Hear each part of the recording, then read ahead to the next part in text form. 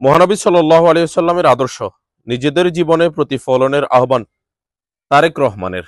গত কিছুদিন আগে আমরা দেখেছি যে বিএনপি নেতা রুমিন ফারহানা, তাছাড়া জামান দুদু, অন্যান্য নেতারা, সেন্ট্রাল লেভেলের নেতারাও বলছে যে বাংলাদেশে ধর্ম ব্যবসায়ীদের যেন উত্থান না হতে পারে, ধর্ম ব্যবসায়ীরা যেন বাংলাদেশে আর ধর্ম ব্যবসা করতে না পারে, এই ব্যাপারে খেয়াল রাখতে হবে। এই ধরনের বক্তব্যগুলো তারা বিভিন্ন জায়গায় দিয়েছেন।